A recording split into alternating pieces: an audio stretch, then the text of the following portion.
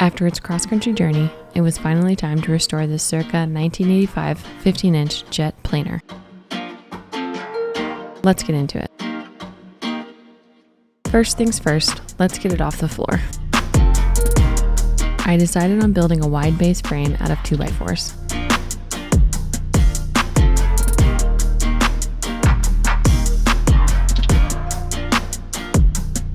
I cut the two legs of either side at 20 degrees and the upper crossbeam at the width of the interior of the planer base cap. Then drilled pilot holes and screwed them all together.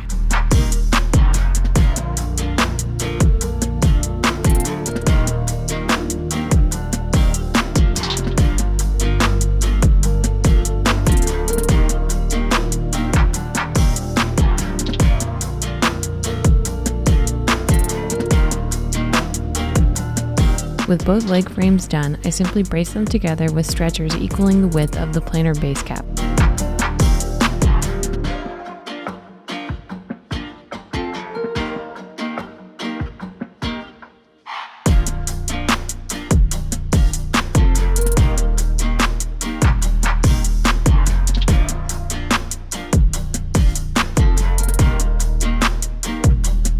Next, time to get some of this weight off. A, so we could eventually get it on the base, and B, to make the cleanup a little easier and more thorough. I started by disassembling the motor.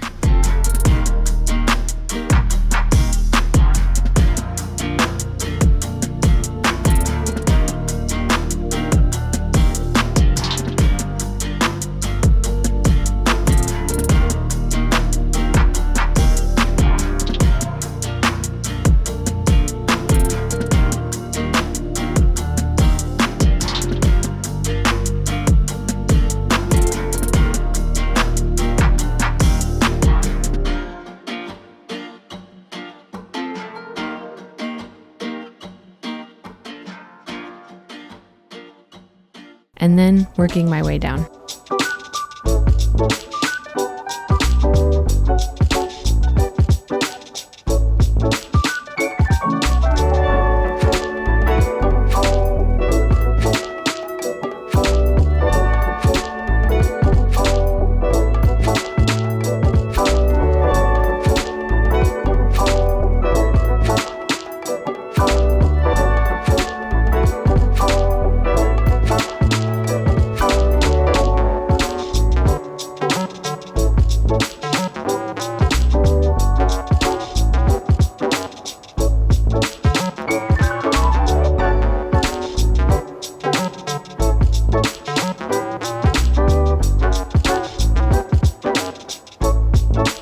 After getting a good bit of the weight off through removal of the motor, rollers, and gears, I turned to cleaning out the literal rat's nest from underneath the table where the inset table rollers and most of the cutter head lifting mechanisms are housed.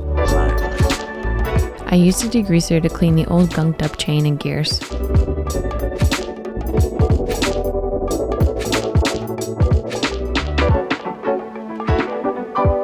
And rust remover and a wire brush to tidy up the inset rollers.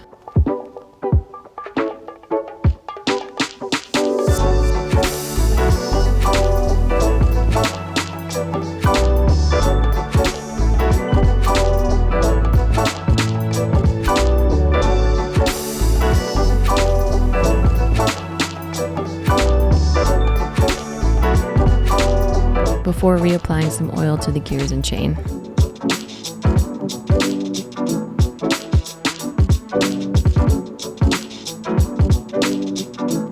With the bottom all cleared out, I used the removable base cap to measure and mark the reliefs for the anchoring bolts.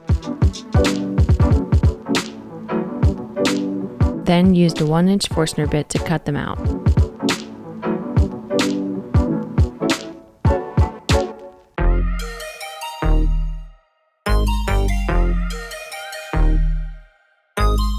And after that, it was time to finally get this thing off the floor.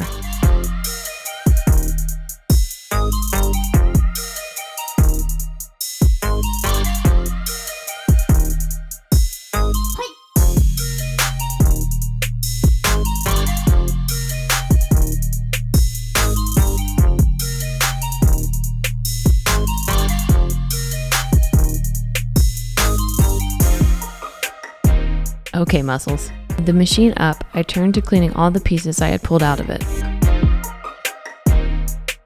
A combination of rust remover, wire brushing, rinsing, and drying seemed to do the trick for most of them.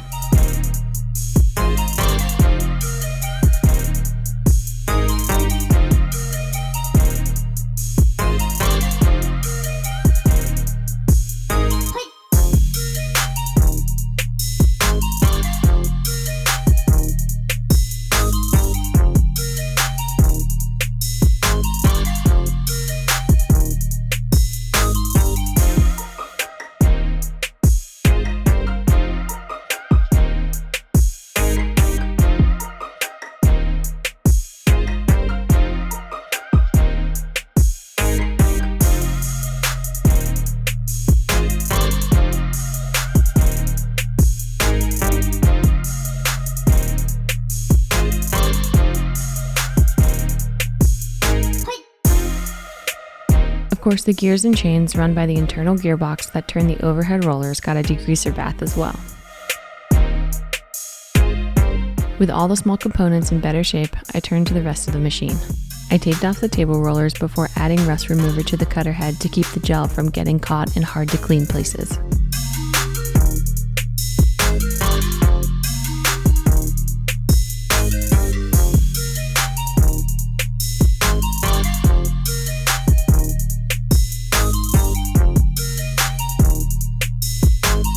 After de-rusting the cutter head, I was able to remove the blades and anchoring componentry.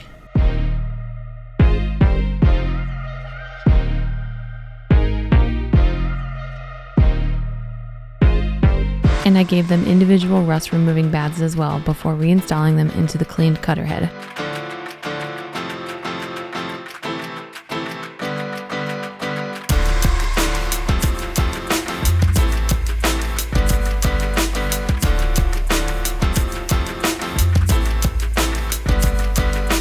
After that, I worked my way down the machine, removing 30 years of rust and grime.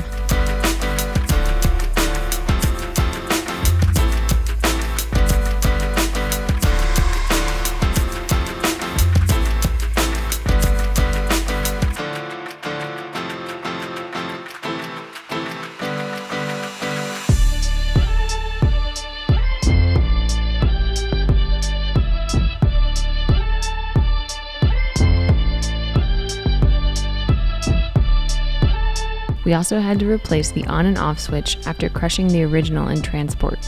Whoops. Thanks for the electrical help, Mr. HWD. With everything overhead tidied up, I set about smoothing the table using tiered grits of sandpaper.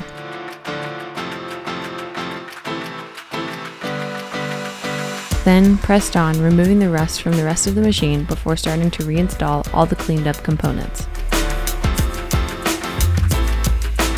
I worked in reverse this time, bottom up.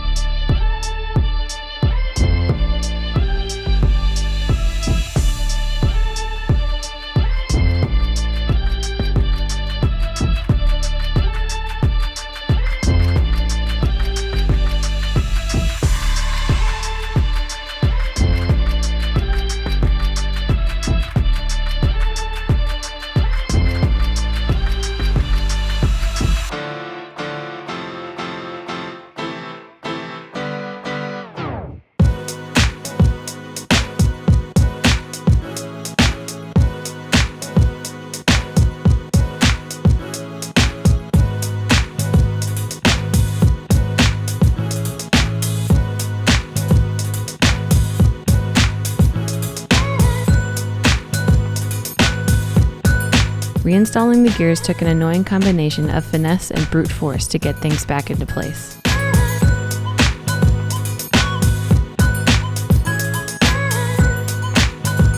But I was able to get them back and greased up again.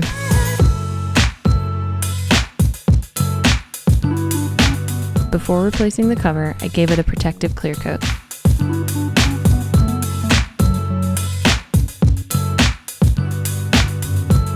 Then I turned to reinstalling the motor. It too, though not pictured, got a protective coating. To get the belts back on, I first anchored the motor to its base, replaced the belts, then tightened their tension by lifting the motor base with wedges before fully anchoring it in place.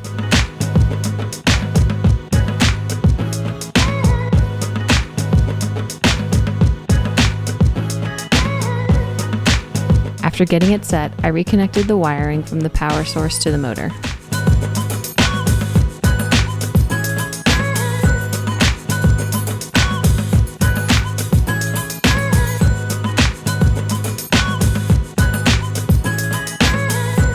With that, the machine was back in working order. Time to get some wheels and beef up the base.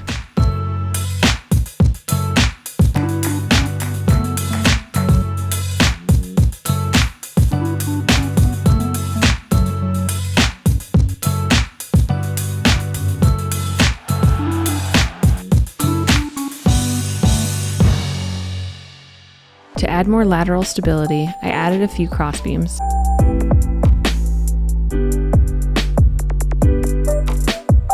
Then, to make it a little less top-heavy, added some more lumber along the sides.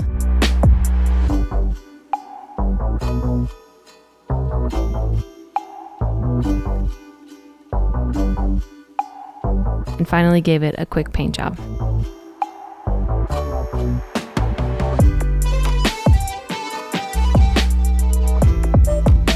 The last step, once I was sure I wouldn't create more debris, was to give the table a nice wax down. And now for the moment of truth.